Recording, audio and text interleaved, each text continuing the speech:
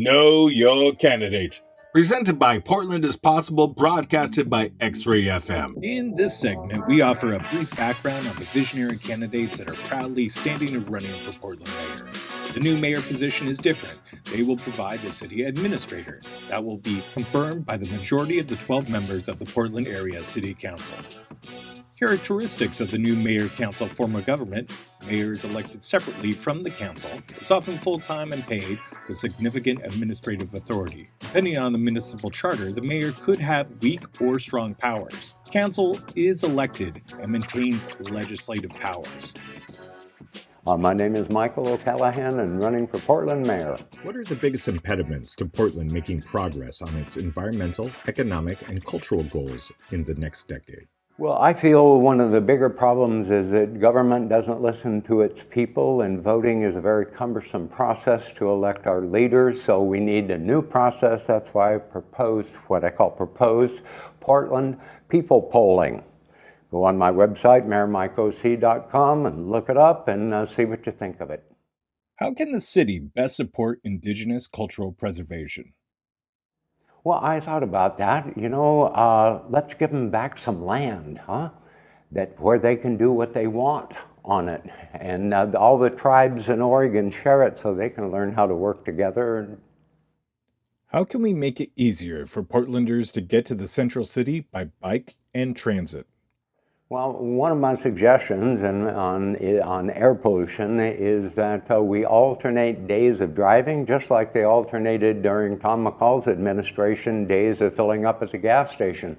So if that would happen, we can assess the vehicles that go through at a lot quicker pace, half the amount of money that they save because they all make money because there aren't traffic jams, and we reduce air pollution, and it'd be a better place to live.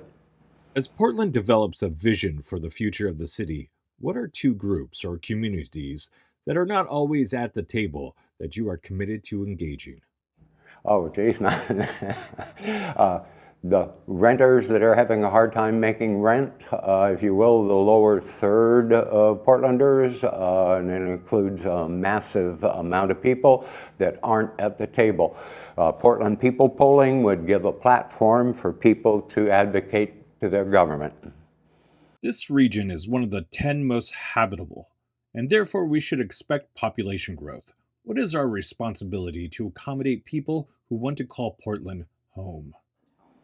Well, I have an issue with responsibility. Okay, responsibility by its nature is the ability to respond, and government can't take care of all the problems, but I have 6 housing solutions, and I think stopping the housing rental market from raising rents is very important that we stabilize it now, and I think renting out garages is a good solution. Lightning round. Would you describe Portland as more grunge, more jazz, or more indie pop? Well, now the blues are left out of that. Rock and roll's left out of that. Portland's got such a music scene, man, that's the best way to describe it. Whatever kind of music you like, you can find it here. Where do you get your coffee? In a cup. If you had $5 million, what is one thing you would buy for Portland? I would buy a building downtown and implement on my Facebook group site, not Facebook, but on my mayormikeoc.com, you can look it up under Safe Sin, okay?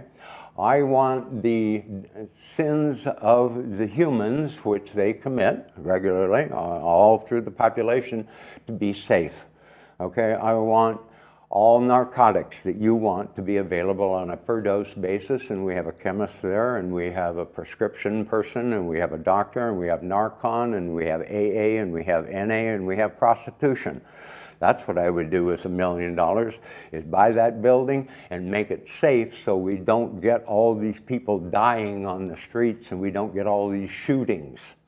What events or place in Portland that no longer exists do you wish you could bring back? Well, yeah, that was kind of fun because in my youth here, before Portland did urban renewal and all, there were all-night places. You could go to a coffee shop that was open all night, and there'd be somebody playing a saxophone, and and you'd be drinking coffee and all. And QP, I don't know if you ever heard of Quality Pie. Quality Pie at 1 o'clock in the morning. There was better entertainment than on any television show. So I miss a couple of those things, but I love the quirkiness that it's developed into, and it's really interesting to see it as a mature city in the food scene. What's the last show or performance you saw? Freak Mountain Ramblers at the Laurel Thirst, and tonight Queasy Gumbo's going to be playing at the Laurel Thirst, and it's free. And that's what the music scene is here. And it's a great scene, and Portland is a great place, And like you mentioned earlier about the scenery and all, and we got the ocean right here, we got the mountains right here, we got a couple of rivers right here, and it's green. Okay.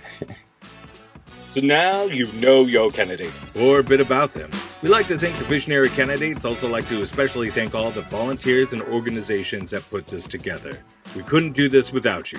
To look at each candidate, be a good Portland citizen, and to be a dashing and informed voter, listen to XRAY FM to learn about ballots and the new ranked choice voting system, and check out portlandpossible.org.